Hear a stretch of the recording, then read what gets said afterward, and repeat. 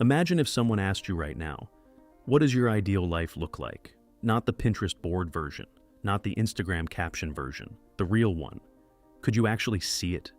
Or did your mind just stall out, offering you a blurry montage of vacation photos and vague feelings of success and happiness that don't actually mean anything? If you hesitated, you're not broken, and you're definitely not alone. Most people have never actually built a clear picture of the life they want.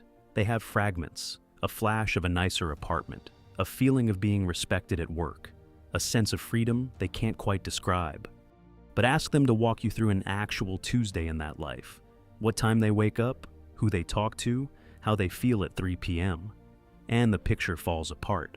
And here's the uncomfortable truth we're going to sit with today. You cannot build what you cannot see. Not because of some mystical law of attraction nonsense, but because of simple, practical reality. Vague goals produce vague effort, and vague effort produces the exact same life you're living right now, just with more birthdays attached to it. So, let's talk about why this happens, and more importantly, how to fix it. Here's the first problem. Most of us were never taught to dream in detail. We were taught to dream in categories. I want to be rich. I want to be happy. I want a good relationship. These aren't visions, they're labels. They're the spine of a book with no pages inside, and your brain, which is a shockingly literal machine, doesn't know what to do with a label. It can't plan a route to happy. It can't build a habit around rich. Ask yourself honestly, when you picture your dream life, is it a scene or is it a word? If it's a word, that's not a failure of imagination. That's just a signal that you skipped a step everyone skips. The second problem is sneakier. A lot of us are actually afraid to get specific. Because vague dreams are safe. If you never define exactly what you want, you never have to feel the sting of not having it yet. I want to be successful someday, doesn't hurt. But I want to be running my own design studio by 29, working from a bright apartment with big windows, taking calls with clients I respect. That hurts a bit, doesn't it? Because now there's a gap between that and your actual Tuesday. Now it's measurable. Now it's real enough to fail at. So the brain, protecting you from disappointment, keeps things soft focus on purpose. It's not laziness, it's self-protection. But that protection is quietly costing you the one thing it claims to protect, your future. There's also a third thing going on, and this one might sting a bit. A lot of the dreams people carry around aren't even theirs. They're inherited. Borrowed from parents, from culture, from whatever version of success got applauded the loudest around you growing up. The corner office, the wedding, the house with the white fence. You've been carrying around someone else's picture of a good life, trying to squint your way into wanting it and wondering why it never quite feels like relief when you imagine getting it. If your vision of your future doesn't excite you, if it just feels like an obligation, that might be exactly why. So, how do you actually build a picture worth chasing? Let's dig into it. Start absurdly small. Don't try to design your whole life. That's too big for any brain to hold, and it's why people give up on visioning exercises after 5 minutes of staring blankly at a notebook. Instead, pick one single day, not 5 years from now. Just one ordinary Tuesday, sometime in the future you're aiming for. What time do you wake up? Is there an alarm, or do you wake up naturally? What's the first thing you do? What do you do for work, and does it feel like effort or does it feel like flow? What do you eat for lunch and where? How do you feel at the end of the day? Tired in a good way or tired in a way that scares you? Walk through the whole day, minute by minute, like you're describing a scene from a movie. This single exercise does more for clarity than 100 vague affirmations, exchanging category thinking for scene thinking.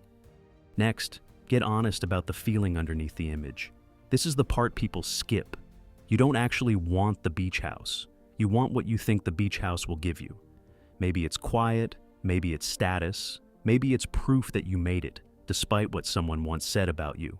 You don't actually want the promotion. You want the respect, or the security, or the relief of finally being seen as capable. Once you know the feeling underneath the picture, something interesting happens. You often realize there are faster, cheaper, closer paths to that feeling than the one grand image you'd been chasing. Sometimes the dream shifts entirely once you find the real want hiding underneath it. And that's not you failing to dream big, that's you finally dreaming accurately. Then, test your vision against a simple question. Does thinking about this future excite you, or does it just feel like relief from your current life? Those are two very different engines. I want to escape this will get you moving for a while, but it burns out fast because escape isn't a direction, it's you running away from something. I want to move toward this is a completely different kind of fuel. It's sustainable. It survives bad days. So, when you picture your future, notice, are you running from something or running to something? If it's mostly the former, that's worth sitting with, because a life built purely on escape tends to feel hollow, even when you arrive. After that, write it down. Not in your head, actually write it down, in present tense, in detail, like you're describing it to a friend who's never met you. I wake up at 7, my apartment gets that good morning light. The specificity feels almost silly at first. That's normal. Push through the silly feeling, because that's usually the sign you're getting close to something true instead of something performative. Vague dreams feel dignified. Specific dreams feel a little embarrassing. That embarrassment is often the exact signal that you've stopped copying someone else's script and started writing your own. And finally, hold the picture loosely. This isn't a contract with the universe. It's a compass, not a cage. The point of imagining your life in detail isn't to lock in every specific forever. It's to give your brain, your habits, and your decisions something concrete to organize around. People with clear pictures make faster decisions. They say no to things easier, they recognize opportunities that match the picture, and they recognize distractions that don't. That's the real power here. Not magic, not manifestation. Just clarity doing what clarity always does, making the next right step obvious instead of overwhelming. So, go back to that question from the beginning. What does your life actually look like? Not the label, not the borrowed dream, but the real, specific, slightly uncomfortable, honest scene of it. If you still can't answer that clearly, that's okay. Most people can't, and now you know why, and now you know what to do about it. Take 5 minutes today, just one day, in detail, in your future. Not perfect, not final, just real enough to start walking toward. Because the life you can't picture is the life you'll keep circling forever.